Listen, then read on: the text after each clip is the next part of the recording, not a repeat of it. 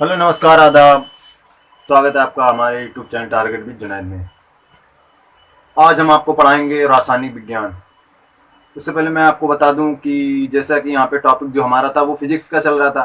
तो कुछ बच्चों ने कमेंट में किया कि सर जो है अब रासायनिक विज्ञान यानी कि केमिस्ट्री का वीडियो आप बनाएं, क्योंकि केमिस्ट्री की तैयारी नहीं हो रही है हमारी। मैंने उनसे पूछा आप केमिस्ट्री का वीडियो डालें। बोले ठीक है सर, अगला वीडियो आप केमिस्ट्री का डालें, क्योंकि केमिस्ट्री का भी मैंने कुछ नहीं पढ़ाया है। और भौतिक विज्ञान में यानी कि फिजिक्स में इतना काफ़ी सिलेबस हो गया है। इससे आप तैयार करते चलें और अगली क्लास में हम उसे भी लेते चलेंगे। इससे पहले हम आपको रासायनिक विज्ञान यानी कि केमिस्ट्री के बारे में कुछ बताएंगे। इसमें केमिस्ट्री में हमें क्या पढ़ना है। लोग कहते हैं बहुत ही बोरिंग सब्जेक्ट है, मतलब समझ में नहीं आता केमिस्ट्री। दोस्तों, सबसे अच्छा सब्जेक्ट केमिस्ट्री ही होता है। केमिस्ट्री समझने के लिए थोड़ा सा दिमाग लगाना पड़ता है, बस केमिस्ट्री समझ में आ जाती है। केमिस्ट्री वैसे है तो टफ, लेकिन उसे समझने के लिए थोड़ा वक्त निकालना पड़ता है। केमिस्ट्री यानी केमिस्ट्री क्या होती है, यानी कि रासायनिक विज्ञान। उसमें कुछ जानने को नहीं, जो हमारे चारों ओर का मतलब एरिया होता है, ये पेड़ पौधे और ये उत्पाद जो भी होता है जिससे ब्रह्मांड बना है, यानी कि छोटे छोटे कण अणु पदार्थ होते हैं, यही तो केमिस्ट्री है। लेकिन इसे हम अपनी जो है वैज्ञानिक परिभाषा में कैसे बताएंगे कि केमिस्ट्री क्या होती है। मैं आपको बताऊंगा केमिस्ट्री के बारे में। केमिस्ट्री विज्ञान की वह शाखा जिसमें पदार्थ की संरचना विज्ञान की वह शाखा जिसमें पदार्थ की संरचना, संगठन, गुण या रासायनिक अपक्रिया में होने वाले परिवर्तन जिस शाखा में किए जाते हैं उसे ही हम रासायनिक विज्ञान यानी कि केमिस्ट्री कहते हैं। क्या होता है, मैंने आपको परिभाषा। रासायनिक विज्ञान की वह शाखा विज्ञान की वह शाखा जिसमें पदार्थ की संरचना, संगठन, गुण या रासायनिक अपक्रिया में होने वाले परिवर्तन जिस शाखा में किए जाते हैं उसे ही हम रासायनिक विज्ञान कहते हैं। ठीक है, ये तो केमिस्ट्री की परिभाषा होगी, मतलब रासायनिक विज्ञान की परिभाषा होगी। लेकिन अब कुछ लोग सोच रहे हैं इसमें हमें पढ़ना क्या है, क्योंकि यहाँ पे हाई स्कूल का सिलेबस चल रहा है। तो इसमें हाई स्कूल में पहला चैप्टर कौन सा बनता है मैं आपको बताऊंगा। पहला चैप्टर हाई स्कूल में क्या होता है। पहला चैप्टर जो है हमारा हाई स्कूल में रासायनिक विज्ञान में पहला चैप्टर है रासायनिक अभिक्रिया और समीकरण। रासायनिक अभिक्रिया और समीकरण काफी अच्छा चैप्टर है, इससे काफी हद तक क्वेश्चन आते हैं। बहुत ही अच्छा चैप्टर है रासायनिक अभिक्रिया और समीकरण। आगे बढ़ते हैं, चलिए हम आपको बताएंगे रासायनिक अभिक्रिया और समीकरण। उससे पहले मैं आपको बता दें कि अगर आप मेरे चैनल पर नए जुड़े हैं तो चैनल को जरूर सब्सक्राइब कर लें, लाइक करें, कमेंट करें, शेयर करें, क्योंकि ये सभी लोग अच्छी तैयारी अच्छी जगह जगह पर ये वीडियो मतलब शेयर कर दें, क्योंकि जो बच्चे नहीं जुड़ पा रहे हैं वो भी जुड़ जाएं, उनकी भी तैयारी होती चले साथ ही में। क्योंकि अभी स्कूल तो खुल नहीं रहे, इससे अच्छा कि आप इसी पे तैयारी करते चलें, काफ़ी अच्छी तैयारी होगी आपकी। ठीक है, उससे पहले हम आपको बताएंगे रासायनिक अभिक्रिया और समीकरण। पहला चैप्टर हमारा रासायनिक विज्ञान में रासायनिक अभिक्रिया और समीकरण। इसके बारे में जानते हैं कि रासायनिक अभिक्रिया क्या होती है। ठीक है, रासायनिक अभिक्रिया, रासायनिक अभिक्रिया को जानेंगे हम। रासायनिक अभिक्रिया रसायन विज्ञान की रसायन विज्ञान मैंने आपको रसायन विज्ञान के बारे में बता दिया कि इसके बारे में हम आपको बताएं रासायनिक अभिक्रिया। ये हमारी रासायनिक अभिक्रिया क्या होती है। रासायनिक अभिक्रिया जब दो या दो से अधिक पदार्थ मिलकर जब दो या दो से अधिक पदार्थ मिलकर जब दो या दो से अधिक पदार्थ दो या दो से अधिक पदार्थ मिलकर किसी एक नए गुणधर्म वाले पदार्थ का निर्माण करते हैं तो रासायनिक अभिक्रिया कहलाती है। क्या बताया मैंने आपको डेफिनेशन। जैसे कि यहाँ पे जब दो या दो से अधिक पदार्थ मिलकर किसी नए एक से अधिक गुणधर्म वाले पदार्थ का निर्माण करते हैं तो ये क्रिया क्या कहलाती है हमारी। रासायनिक अभिक्रिया। क्या कहलाती है। रासायनिक अभिक्रिया। क्या डेफिनेशन मैंने आपको बताया। जब दो या दो से अधिक पदार्थ मिलकर एक से अधिक नए गुणधर्म वाले पदार्थ का निर्माण करते हैं तो ये क्रिया हमारी रासायनिक अभिक्रिया कहलाती है। इसको उदाहरण में हम जानेंगे रासायनिक अभिक्रिया में के उदाहरण क्या है। रासायनिक अभिक्रिया का उदाहरण। रासायनिक अभिक्रिया का उदाहरण क्या होता है मैंने परिभाषा। जब दो या दो से अधिक पदार्थ मिलकर एक से अधिक नए गुणधर्म वाले पदार्थ का निर्माण करते हैं ये क्रिया रासायनिक अभिक्रिया कहलाती है। जैसे कि उदाहरण के तौर पे ले लेते हैं हाइड्रोजन और ऑक्सीजन मिलकर जल का निर्माण करते हैं। उदाहरण पे मैंने क्या लिया। उदाहरण पे एग्जाम्पल हाइड्रोजन प्लस ऑक्सीजन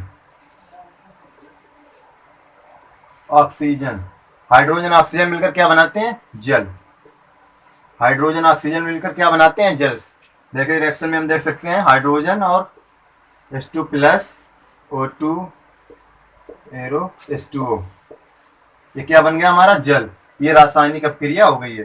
रासायनिक अपक्रिया बताई मैंने आपको, जब दो या दो से अधिक पदार्थ मिलकर एक से अधिक नए गुणधर्म वाले पदार्थ का निर्माण करते हैं तो यह क्रिया रासायनिक अपक्रिया कहलाती है। ठीक है। और इसमें रासायनिक अपक्रिया में एक बहुत ही महत्वपूर्ण चीज हम जान लेते हैं कि किसी भी रासायनिक अपक्रिया को उलट नहीं किया जा सकता। किसी भी रासायनिक अपक्रिया को उलट नहीं किया जा सकता। मतलब ये है कि अगर रिएक्शन मैंने करा दी, हाइड्रोजन लिया, ऑक्सीजन लिया, और ये मतलब हमारा जल बन गया, अब हम इसे चाहें कि इसमें से जो मैंने यहाँ पे तत्व लिए तो उन्हें निकाल लें, तो ऐसा नहीं हो सकता। किसी भी रासायनिक अपक्रिया को उलट नहीं किया जा सकता है। ठीक है। बहुत ही अच्छी तैयारी कराऊंगा मैं। आपसे रिक्वेस्ट है कि आप इसे नोट करते चलें, इससे आपकी अच्छी तैयारी होगी। मैं आपको वीडियो में यही बताता हूँ कि मैं जो कुछ भी यहाँ पर पढ़ाता हूँ आप उसे नोट करते चलें। ठीक है। रासायनिक अपक्रिया हो गई, उसके बाद में मैंने इसका आपको उदाहरण भी बता दिया। अब इसमें जानेंगे रासायनिक अपक्रिया में क्या क्या शामिल होता है, मतलब क्या क्या इसमें मौजूद, क्या क्या हो सकता है रासायनिक अपक्रिया में। रासायनिक अपक्रिया में शामिल इसमें क्या क्या हो सकता है, रासायनिक अपक्रिया में क्या क्या हो सकता है। रासायनिक अपक्रिया में क्या क्या होता है? पहला हम जानेंगे अवस्था में। अवस्था में परिवर्तन।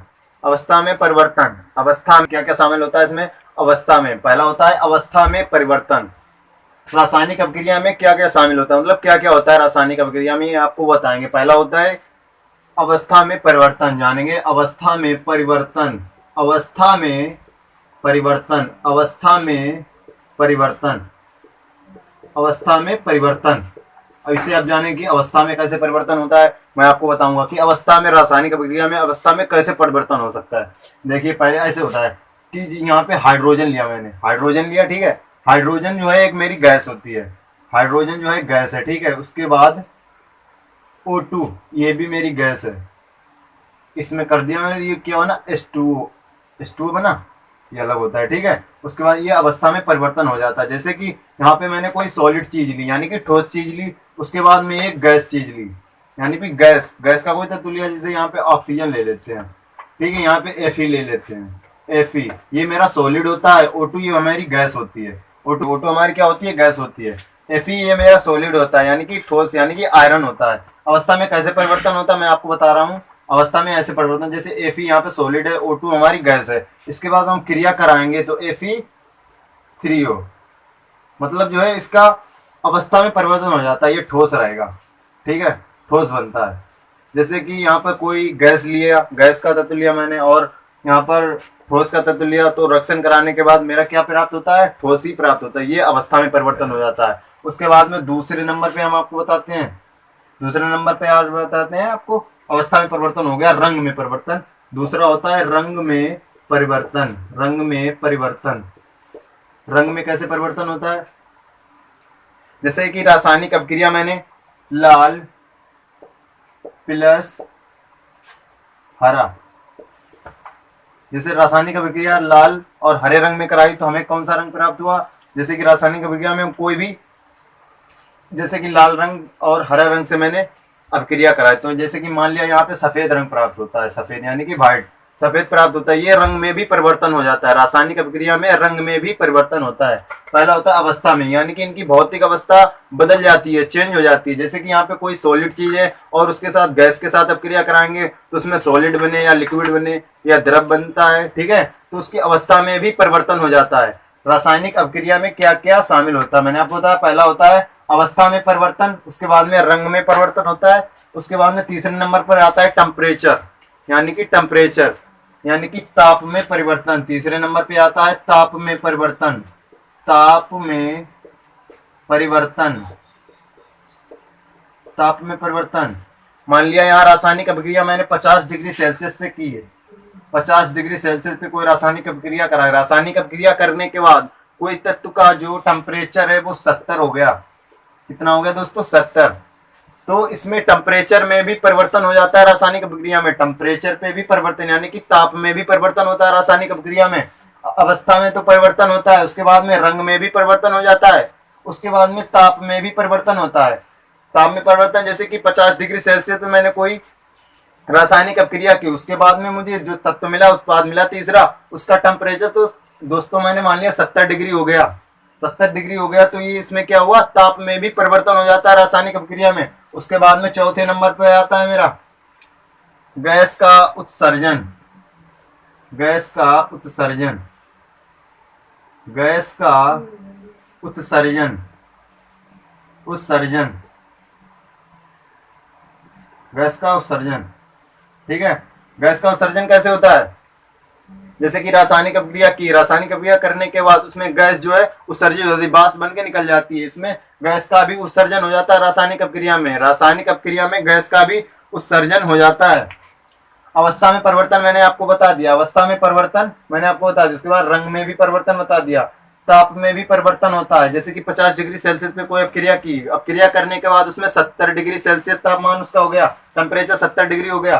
ठीक है, उसके बाद आपको बताते हैं गैस का उत्सर्जन होता है। गैस का उत्सर्जन जैसे रासायनिक अपक्रिया करने के बाद गैस जो है हवा में मतलब बाष्प बनकर निकल जाती है, इसमें भी रासायनिक अपक्रिया में परिवर्तन हो जाता है। उसके बाद हम आपको बताएंगे कि दैनिक जीवन में कौन कौन सी रासायनिक अपक्रिया होती हैं, यानी कि हमारे जीवन में भी रासायनिक अपक्रिया होती हैं। जानते हैं रासायनिक अपक्रिया हम अपने जीवन में भी होती हैं। चलिए जानेंगे रासायनिक अपक्रिया, दैनिक जीवन में रासायनिक अपक्रियाएं कौन कौन सी होती हैं। दैनिक जीवन में भी दोस्तों रासायनिक अपक्रिया होती हैं। उससे पहले हम आपको फिर बता देते हैं कि अगर आप मेरे चैनल पर नए जुड़े हैं तो चैनल को सब्सक्राइब कर लें और लाइक कमेंट शेयर करें, क्योंकि इसे ज़्यादा से ज़्यादा शेयर करें, क्योंकि जो बच्चों तक अभी वीडियो मेरे नहीं पहुंच रहे हैं उनके पास पहुंचे, उनकी अच्छी तैयारी हो। उसके बाद मैं आपको बताने जा रहा हूँ दैनिक जीवन में होने वाली रासायनिक अपक्रियाएं। दैनिक जीवन में, दैनिक जीवन में होने वाली रासायनिक अपक्रियाएं, होने वाली रासायनिक अपक्रियाएं, रासायनिक अभिक्रियाएं। फिर दैनिक जीवन में भी रासायनिक अपक्रिया होती हैं दोस्तों। दैनिक जीवन में मान लेते हैं दैनिक जीवन में कौन कौन सी रासायनिक अपक्रिया होती है। दैनिक जीवन का मतलब होता है हमारे अंदर, हम लोगों में भी रासायनिक अपक्रिया होती है। कैसे होती है, जैसे कि पहले नंबर पे आता है भोजन का पाचन, ये भी एक तरह की दोस्तों रासायनिक अपक्रिया ही होती है। पहला आता है भोजन का पाचन, भोजन का पाचन, ये क्या होता है, ये भी एक मेरी रासायनिक अपक्रिया होती है हमारे जीवन में। दैनिक जीवन में ये भी एक रासायनिक अपक्रिया होती है। भोजन जो हम खाना खाते हैं उसके डाइजेशन सिस्टम के बाद जो मेरा खाना पचता है वो भी एक रासायनिक अपक्रिया ही कहलाती है। उसके बाद में हम आपको बताते हैं श्वसन, श्वसन, श्वसन, ये भी मेरी एक रासायनिक अपक्रिया ही होती है, क्योंकि जब हम सांस लेते हैं तो ऑक्सीजन यानी कि O2 ग्रहण करते हैं। जब हम सांस लेते हैं, जैसे यहाँ पे मान लिया जब हम सांस ग्रहण कर रहे हैं मतलब सांस ले रहे हैं तो O2 ग्रहण करते हैं। उसके बाद में जब हम सांस छोड़ते हैं, बाहर को निकालते हैं, सांस लेने के बाद बाहर को निकालते हैं, ये CO2 होता है मेरी कार्बन डाइऑक्साइड। ये भी मेरी एक रासायनिक अपक्रिया ही होती है। जब हम सांस लेते हैं तो ऑक्सीजन को ग्रहण करते हैं, ग्रहण करने के बाद जो हम सांस बाहर निकालते हैं उसे हम CO2 यानी कि कार्बन डाइऑक्साइड कहते हैं। ये भी एक हमारे दैनिक जीवन में होने वाली रासायनिक अपक्रिया ही कहलाती है।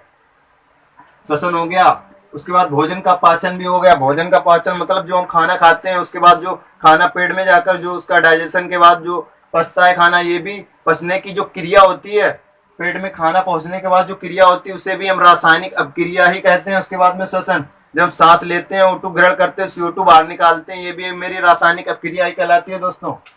उसके बाद तीसरे नंबर पे आती है लोहे पर जंग लगना, लोहे पर जंग लगना, लोहे पर ना, ये भी एक रासायनिक अपक्रिया ही कहलाती है। लोहे पर जंग लगना, तीसरी क्या होती है, लोहे पर जंग लगना। जैसे कि यहाँ कोई लोहा पड़ा होगा आपके पास, उसे डालें तो उसमें बरसात जब होती है उस पर जंग जो लग जाता है, जंग लगता है, ये भी एक रासायनिक अपक्रिया ही होती है दोस्तों। श्वसन भी एक रासायनिक अपक्रिया है। भोजन का पाचन, ये भी एक रासायनिक अपक्रिया होती है। उसके बाद तीसरे चौथे नंबर पे आता है आपका दही बनना, दही बनना, जो दही बनता है ना, दूध को रखते हैं उसके बाद जो उसमें क्रिया होती है, दही जो बनता है, ये भी एक रासायनिक अपक्रिया ही होती है। दूध दही बनना ये भी एक रासायनिक अपक्रिया होती है दोस्तों। उसके बाद आपको दोबारा बता देते हैं, भोजन का पाचन ये भी एक रासायनिक अपक्रिया होती है। उसके बाद श्वसन, तो सांस लेते हैं, ये भी एक रासायनिक अपक्रिया होती है। लोहे पर जंग लगना ये भी एक रासायनिक अपक्रिया होती है। उसके बाद दही बनना, दही जो बनता है ना, ये भी एक रासायनिक दैनिक जीवन में होने वाली रासायनिक अपक्रिया ही है। उसके बाद में आपको बताएंगे, रासायनिक अपक्रिया हो गई। उसके बाद इसमें अभिकारक और उत्पाद भी बनते हैं दोस्तों, ये भी आपको बताता हूं मैं। उससे पहले आपने अगर मेरे वीडियो को लाइक नहीं किया तो लाइक कर दें प्लीज, सब्सक्राइब कर दें। अगर जो लोग नए जुड़े हैं तो सब्सक्राइब कर दें, ज़्यादा से ज़्यादा शेयर करें, ठीक है। और आप अच्छी तैयारी करते चलें तो उससे मुझे भी अच्छा लगता है कि बच्चे पढ़ रहे हैं भाई लोग अपने, तो आप लोग अच्छी तैयारी करें, आपके अच्छे नंबर आए। बहुत ही अच्छा लगता है जब नंबर अच्छे आते हैं ना किसी के, तो बहुत ही अच्छी दिल में जो है बहुत खुशी मिलती है। उसके बाद हम जानेंगे रासायनिक अपक्रिया में अभिकारक और उत्पाद भी होते हैं। अभिकारक के बारे में जानते हैं हम। अभिकारक, अभिकारक ये क्या होते हैं? अभिकारक बताते हैं आपको। अभिकारक क्या होता है? जो रासायनिक अभिक्रिया होती है इसमें ही अभिकारक और उत्पाद होते हैं। उत्पाद कहते हैं उसमें, मैं आपको बताता हूँ। जैसे कि यहाँ पर मैंने अभी लिया था H2 + O2 और रिएक्शन हुई थी H2O, यानी कि मेरा जल बना था। ये जो दोनों चीजें, ये दोनों मिलकर बनते हैं, यही मेरे अभिकारक होता है। ये अभिकारक होता है। अभिकारक जो तीसरा पद बनता है ये उत्पाद कहलाता है। उत्पाद कहलाता है, ठीक है। अभिकारक, अभिकारक आपको बता देते हैं, ऐसे पदार्थ जो किसी भी रासायनिक अभिक्रिया में भाग लेते हैं। ऐसे पदार्थ जो किसी भी रासायनिक अभिक्रिया में भाग लेते हैं दोस्तों क्या कहलाते हैं? अभिकारक। ऐसे पदार्थ जो किसी भी रासायनिक अभिक्रिया में भाग लेते हैं अभिकारक कहलाते हैं। ऐसे पदार्थ जो किसी भी रासायनिक अभिक्रिया में भाग लेते हैं अभिकारक कहलाते हैं। H2 + O2 ये क्या हो गए मेरे? ये अभिकारक हो गए।